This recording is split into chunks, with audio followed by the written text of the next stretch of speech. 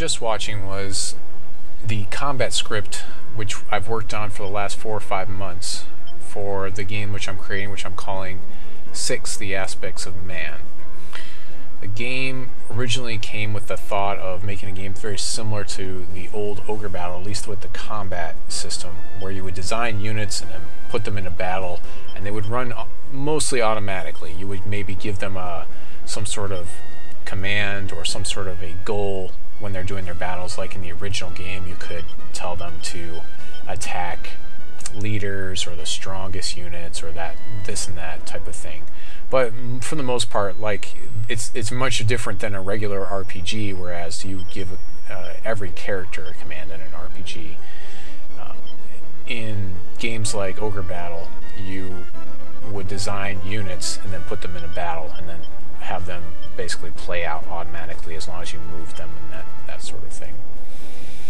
So I've been working on this project with Chris DeLeon, and I'm pretty happy, pretty stoked about where the combat script is now. You can see that obviously we've come a long way since the old Super Nintendo days of having to work with pixel art and that sort of thing. The decision to go with 3D sprites was a somewhat difficult one, and I'm not completely happy with the way the sprites are right now.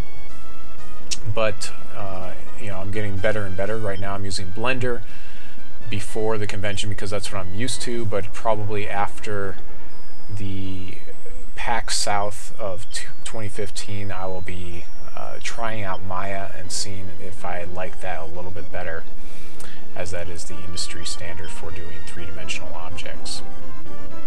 Some of the things that are going to be different in 6: The Aspects of Man are the way it is that we deploy units. You'll notice that as I'm playing through this Ogre Battle to give us an idea of it, you can pause the game at any time, which again slows the entire game down, to redesignate where your units can go.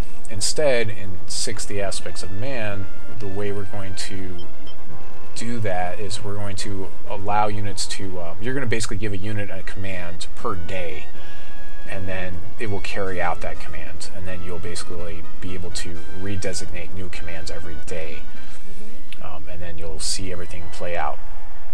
This will speed up the game quite significantly. You'll also notice the way that the combat's running in 6. All of the units attack each other once each phase. There's up to 3 phases depending on how many attacks each character has.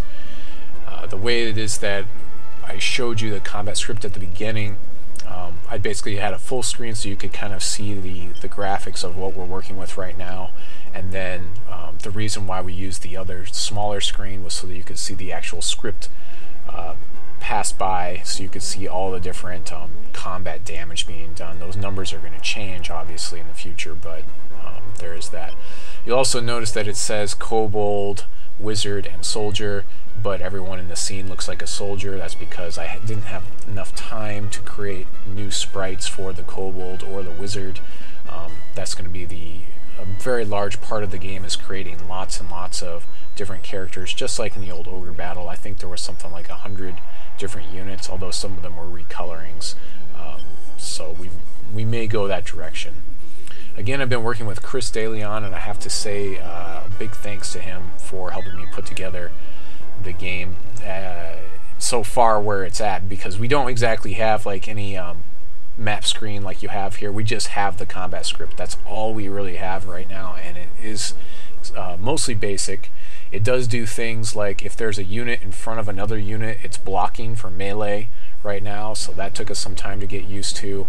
Of course, we have all the visual representations. We've got numbers that pop up, although they aren't doing any colors. We haven't come up with any special animations. We haven't figured out if we want to have the units move towards each other when they're attacking, but all in all, I have to say I'm pretty happy with the way things look. It's pretty interesting to see, pretty pleasing to the eye, so pretty happy with the way that the combat script, the level that it's at right now. We just need to do a little bit more polishing on it, I think, but I can move on now and try to work on building out the rest of the game. Some of the other things about 6: The Aspects of Man is it's called 6 because There are 6 different elements in the game. Those elements are opposed to each other, across from each other, much like some other game systems where it is that you'll have different things inside the game system that are opposed to each other. If you want some more information on that, you can play my RPG Constantine. It's on the website. It's completely free. We made it in RPG Maker, and that kind of gives you an idea. It's going to be in some of the similar world of that, so if you do play that, that'll give you some idea of like some of the different plot points and things. It probably won't be in the same time frame. It'll probably be either 1,000 years before or 1,000 years after, so we can separate those two timelines. But I think that universe is a good one, very similar to like how Final Fantasy games do similar things in their games. The different aspects of Ogre Battle were like the reputation meter, and I'm still not sure if we're going to do that. The different units in Ogre Battle did have a they did level up. You're going to do all of your leveling and your equipping will happen outside of the battle, so you won't. That's another thing that just bogs down battles. You can see right here how it is that I'm pausing the game, redesignating where units can go, and that just drags the whole battle down. I do really want to have 2-player capability in the game going forward.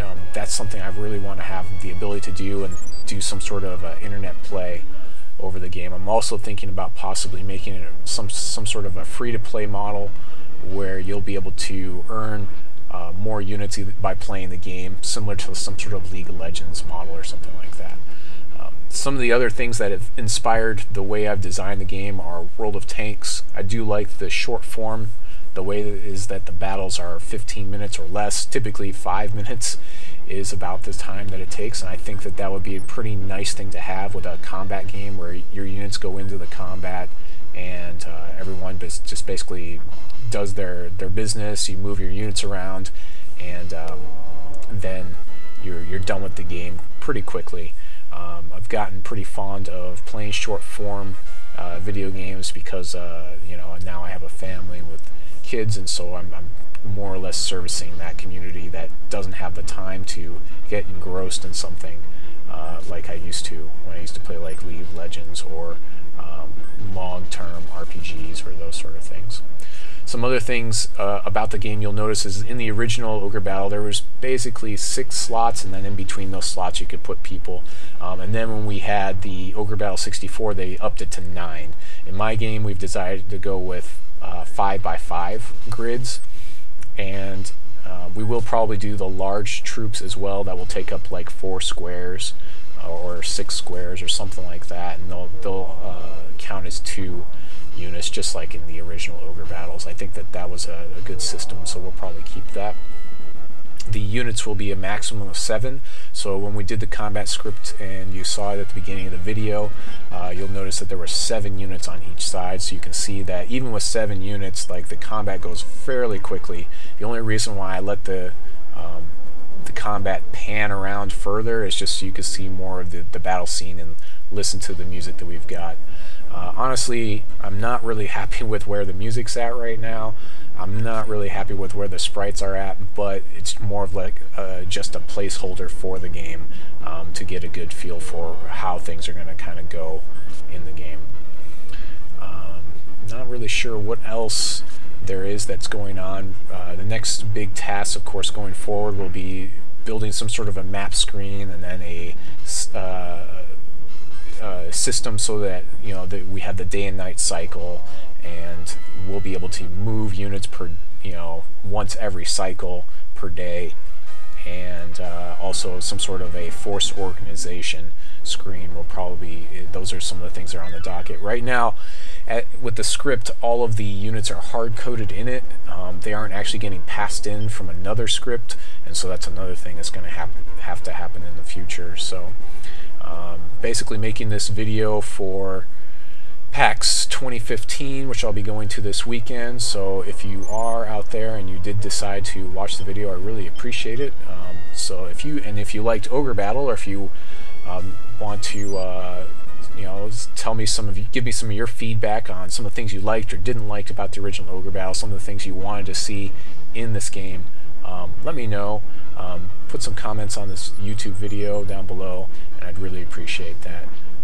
Until next time, this is Aaron Squire signing off, saying God bless you and your families. Try not to rage too much out there.